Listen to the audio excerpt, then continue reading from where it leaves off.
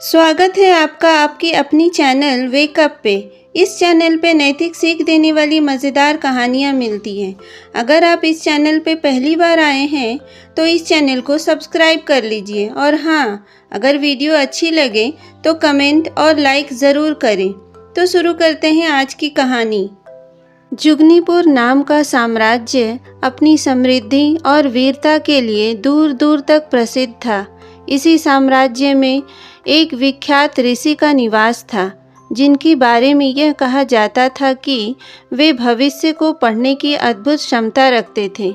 गांव-गांव में उनके ज्ञान और भविष्यवाणी की चर्चा थी। लोग उनकी बातें सुनकर प्रभावित हो जाते और उन्हें बेहद आदर सम्मान से देखते थे। समय के साथ इस महान ऋषि की ख्याति जुगनीपुर के राजा के कानों तक पहुंच गई। राजा को भी अपने भविष्य के रहस्यों को जानने की उत्कंठा हुई। इस विचार ने राजा के मन में हलचल मचा दी और उन्होंने निश्चय किया कि ऋषि को दरबार में बुलाकर अपने भविष्य के बारे में जानकारी प्राप्त करेंगे। राजा ने तुरंत अपने विशेष सैनिकों को आदेश दिया कि वे ऋषि को आदर सम्मान के साथ महल में ले आएं। राजा के आदेश अनुसार सैनिक ऋषि के पास पहुँचे और पूरे विनम्र भाव से उन्हें राजा का आमंत्रण दिया। ऋषि अपने धैर्य और सरलता के लिए प्रसिद्ध थे। उन्होंने सैनिकों का आदर स्वीकार किया और महल जाने के लिए तैयार हो गए। जब ऋषि महल पहुँचे तो राजा ने बड़ी धूमधाम और सम्मान के साथ उनका स्वागत किया। राजमहल में विशेष तैयारियां की गई और ऋषि को सोने के सिंहासन पर बिठाया गया। राजा ने श्रद्धा और जिज्ञासा से भरे हुए स्वर में ऋषि से कहा, हे महामहिम, मैं आपके ज्ञान और भविष्यवाणी की कला से अत्यंत प्रभावित हूँ। कृपया मेरे भविष्य के बारे में कुछ बताइए। ऋषि शांत और गंभीर मुद्रा में राजा की ओर देख रहे थे, मानो वे पहले ही उसके मन की गहराइयों को पढ़ चुके हों। दरबार में एक रहस्यमयी सन्नाटा छा गया, जैसे सब कुछ ठहर सा गया हो और ऋषि के मुख से निकलने वाले शब्द ही हर किसी को इस मौन से बाहर निकालने वाले थे। ऋषि ने राजा से उनकी जन्म कुंडली मंगवाई और उसे बड़ी तल्लीनता से पढ़ने लगे। कुछ समय तक ध्यानपूर्वक कुंडली का निरीक्षण करने के बाद ऋषि ने राजा को बताया, महाराज, आपके भविष्य में समृद्धि और खुशहाली है। आपके जीवन में सुख, शांति और आशीर्वाद ही आशीर्वाद होगा। राजा यह सुनकर बहुत प्रसन्न हुआ।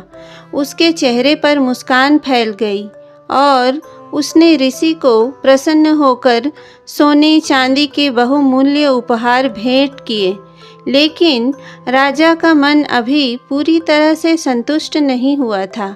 उसने उत्सुकतावश पूछा, ऋषिवर, भविष्य में मेरे दुर्भाग्य के बारे में भी बताइए। ऋषि ने राजा के इस प्रश्न का उत्तर भी पूरी ईमानदारी से बता दिया। उन्होंने राजा को उसके दुर्भाग्य से जुड़े कुछ पहलुओं के बारे में बताया। दुर्भाग्य की बात सुनते ही राजा का चेहरा तमतमा उठा। उसकी खुशी पल भर में गुस्से में बदल गई। राजा क्रोधित होकर चिल्लाने लगा, ऋषि, तुम्हारी इतनी हिम्मत कैसे हुई कि तुम मेरे बारे में ऐसी बातें कर सको? गुस्से में तिलमिलाए हुए राजा ने अपनी चमचमाती तलवार खींच ली और ऋषि की ओर इशारा करते हुए बोला, अब मुझे मेरी मृत्यु का समय बताओ। ऋषि ने राजा का क्रोध देखा, लेकिन वे पूरी तरह शांत रहे। उन्होंने कुछ पल के लिए ध्यान लगाया और गणना करने लगे। फिर बेहद शांत स्वर में बोले, महाराज, मेरी गणना के अनुसार आपकी मृत्यु मेरे मृत्यु के ठीक 1 घंटे बाद होगी। यह सुनकर राजा हक्का बक्का रह गया। उसके भीतर का सारा गुस्सा अचानक ठंडा पड़ गया। उसे अपनी गलती का एहसास हुआ।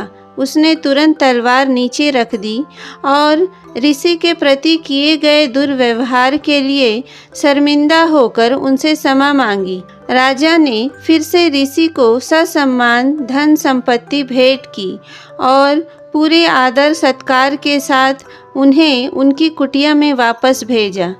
दोस्तों, कठिन परिस्थितियों में क्रोध और आवेश से नहीं बल्कि धैर्य और समझदारी से काम लेना चाहिए। शांत मन से लिया गया निर्णय हर संकट का समाधान ला सकता है। दोस्तों, आगे बढ़ने से पहले अगर आपको यह वीडियो अच्छी लग रही है तो इस वीडियो को एक प्यारा सा लाइक और चैनल को सब्सक्राइब कर लीजिए।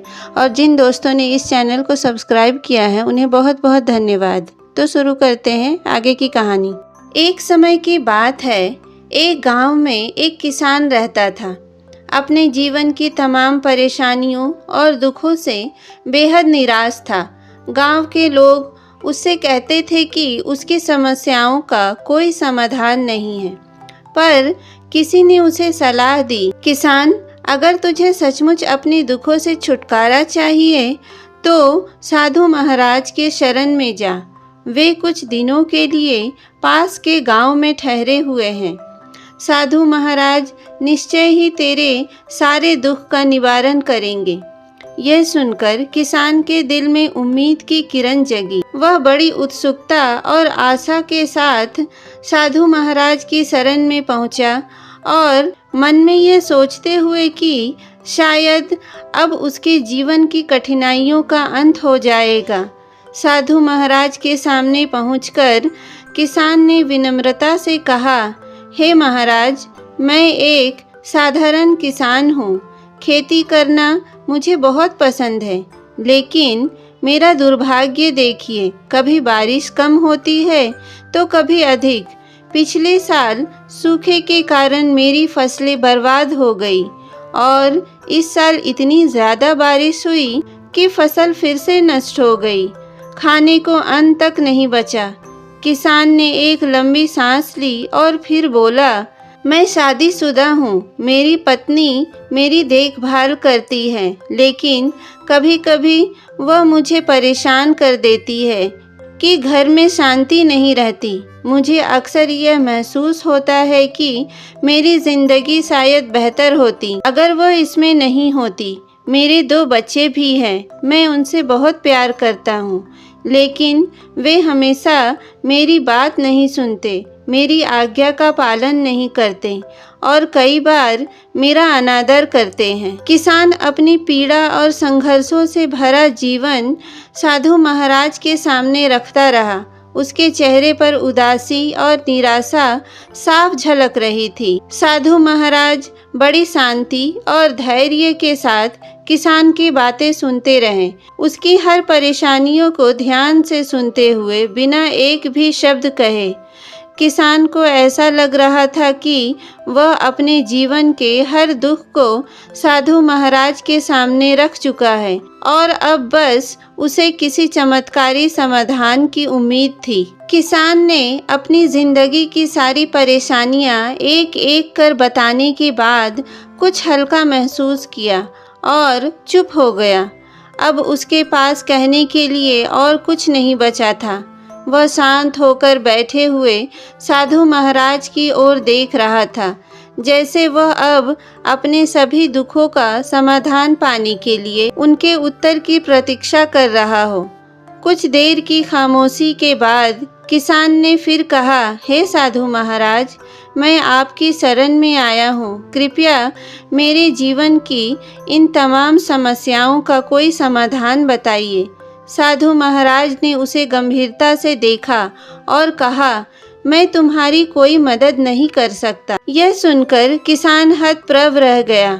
उसकी आंखों में आश्चर्य झलक आया। वह बोला, अरे, यह आप क्या कह रहे हैं? सब लोग कहते हैं कि आप महात्मा हैं, सिद्ध पुरुष हैं और आप सबके दुख दूर कर देते हैं। तो क्या आप मेरी समस्याएं हल नहीं करोगे? क्या इसलिए कि मैं एक गरीब किसान हूँ? साधु महाराज ने उसकी ओर शांत भाव से देखा और बोले, मुश्किलें हर किसी के जीवन की हिस्सा है, जीवन में दुख और परेशानियां आना स्वाभाविक है।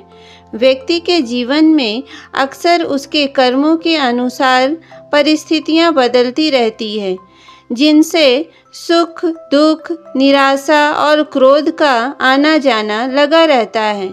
उन्होंने आगे कहा, नए रिश्तों का बनना, पुराने रिश्तों का टूटना, रिश्तों में मिठास और कड़वाहट आना, यह सब सामान्य है। यह जीवन का हिस्सा है और यह जीवन का चक्र है। हकीकत यह है कि हम सभी के जीवन में 83 प्रकार की कठिनाइयां हैं। इन कठिनाइयों का समाधान न तो तुम कर सकते हो, न मैं, और न ही कोई अन्य। जीवन और रिश्ते स्थिर नहीं होते।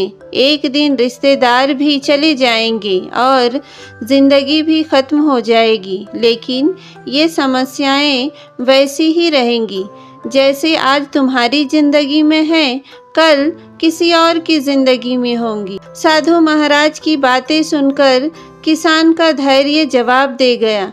वह गुस्से में आकर ऊंची आवाज में बोला, सब कहते हैं कि आप महात्मा हैं, सिद्ध पुरुष हैं। मैं यहाँ इसलिए आया कि आप मेरी समस्याओं का हल करेंगे। अगर आप मेरी मदद नहीं कर सकते तो मेरा यहाँ आना व्यर्थ था। सभी लोग झूठ बोलते हैं कि आप समस्याओं का समाधान करते हैं। आपने तो मेरी एक भी समस्याओं का हल नहीं किया। किसान की आवाज़ में निराशा और गुस्सा साफ झलक रहा था, लेकिन साधु महाराज अब भी शांत और गंभीर थे। किसान ने गुस्से से कहा, तुमसे तो वह महात्मा अच्छे थे जो 2 साल पहले मेरे घर आए थे। उन्होंने मेरे लिए यज्ञ करवाया, दान दक्षिणा दिलवाई और मेरे मन को बड़ी शांति मिली। कुछ सुख भी बढ़े और कुछ दुख कम हुए, लेकिन तुमने मेरी कोई भी समस्याएं हल नहीं की, बल्कि सीधे मना कर दिया। यह सुनकर साधु महाराज मुस्कुराए और बोले, तो क्या उस यज्ञ से तुम्हारे जीवन के सारे दुख समाप्त हो गए? अगर वह सब करने के बाद भी तुम आज इतनी परेशान हो, तो इसका मतलब है कि समस्याएं कभी खत्म नहीं होती। किसान बोला, तो क्या मैं मान लूं कि तुम मेरी मदद नहीं कर सकते? अगर तुम छोटी छोटी समस्याओं का भी हल नहीं कर सकते तो तुम्हारे उपदेशों का क्या लाभ? साधु महाराज ने शांत स्वर में कहा, मैं तुम्हारी सारी समस्याओं का हल तो नहीं कर सकता, लेकिन हाँ, तुम्हारी 84वीं समस्याओं का समाधान ज़रूर कर सकता हूँ। किसान चौंक कर बोला, 84वीं समस्या? वो क्या है साधु महाराज ने गहरी दृष्टि से किसान को देखा और बोले, तुम्हारी 84वीं समस्या यह है कि तुम अपने जीवन में कोई भी समस्या नहीं चाहते। यह सोच तुम्हारी सभी समस्याओं की जड़ है। तुम यह मानते हो कि जीवन में कभी कोई कठिनाइयाँ नहीं होनी चाहिए, और जब भी कोई समस्या आती है तुम परेशान हो जाते हो। यह तुम्हारी सबसे बड़ी समस्या है। साधु महाराज ने समझाया, अगर तुम यह स्वीकार कर लो कि जीवन में समस्याएं आना स्वाभाविक है और वे जीवन का हिस्सा है, तो तुम उनसे परेशान नहीं होगे। असली कारण यह है कि तुम सोचते हो तुम्हारा दुख सबसे बड़ा है, लेकिन जब तुम यह समझ जाओगे कि हर किसी के जीवन में दुख है और तुम्हारे कष्ट दूसरों की तुलना में बहुत छोटे हो सकते हैं, तब कोई भी परेशानी तुम्हें ज़्यादा प्रभावित नहीं करेगी। जब तक तुम यह चाहोगे कि जीवन में कभी कोई मुश्किल न आए, तब तक छोटी से छोटी समस्याएं भी बेचैन कर देगी। अगर मान लो कि तुम्हारे जीवन से सभी परेशानियां पूरी तरह दूर हो जाए और तुम्हें बिना किसी कष्ट के जीवन जीने को मिले, तो भी तुम्हारी मानसिक शांति टिक नहीं पाएगी। साधु महाराज ने अंत में कहा, अगर जीवन से सारी कठिनाइयां खत्म हो जाए तो तुम्हें जीने का असली अर्थ समझ में नहीं आएगा। इसीलिए जीवन को उसकी सभी चुनौतियों के साथ स्वीकार करो और यही तुम्हारी सबसे बड़ी समस्या का हल है। एक समय ऐसा आएगा जब आप रोज एक ही तरह की जिंदगी जीते जीते पूरी तरह से उब जाएंगे और अपने जीवन से तंग आ जाएंगे, क्योंकि किसी भी चीज़ की अधिकता जीवन में भारी समस्याएं खड़ी कर देती है। आरामदायक जीवन जीने से इंसान मानसिक और शारीरिक रूप से कमज़ोर हो जाता है। तब ऐसा जीवन किसी काम का नहीं रह जाता जो बाद में आपको नर्क जैसा महसूस हो। जिस तरह खाना खाने का असली आनंद तभी आता है जब बहुत भूख लगी हो और पानी का असली स्वाद तभी मिलता है जब बहुत प्यास लगी हो, उसी तरह जीवन में सुख का असली आनंद तभी मिलता है जब आपने दुख और परेशानियों का सामना किया हो। इसीलिए जीवन में सुख दुख दोनों आते रहते हैं और यह जीवन का स्वाभाविक चक्र है। हम चाहकर भी जीवन से इन दोनों को मिटा नहीं सकते, लेकिन हम खुद को इतना मजबूत ज़रूर कर सकते हैं कि कोई भी बड़ी समस्या हमारे मन को विचलित न कर सके। इसके लिए हमें अपने मन को शक्तिशाली बनाना होगा, धैर्य रखना होगा और नियमित रूप से आध्यात्मिकता का आभास करना होगा, ज्ञान को बढ़ाना होगा। साधु महाराज ने कहा, यही तुम्हारी सभी समस्याओं का असली समाधान है। इसे जीवन की चतुर्मुखी समस्या का हल कहा जाता है। यह सुनकर किसान का मन हल्का हो गया। साधु महाराज के इन अद्भुत ज्ञान को पाकर उसकी सारी उलझनें समाप्त हो गई। वह अब अपनी गलतियों को समझ चुका था। किसान ने अपनी आंखें बंद की और भीतर से शांति और आनंद का अनुभव करने लगा। उसे महसूस हुआ कि अब तक वह किस भ्रम में था। जैसे ही उसे सच्चाई का बोध हुआ, वह साधु महाराज के चरणों में गिर गया और आभार व्यक्त किया। तो मित्रों, साधु महाराज की इस प्रेरणादायक शिक्षा से हमें यह समझ में आता है कि जीवन की समस्याओं का हल बाहरी दुनिया में नहीं बल्कि हमारे भीतर ही छिपा होता है। हमें बस उसे पहचानने की ज़रूरत है।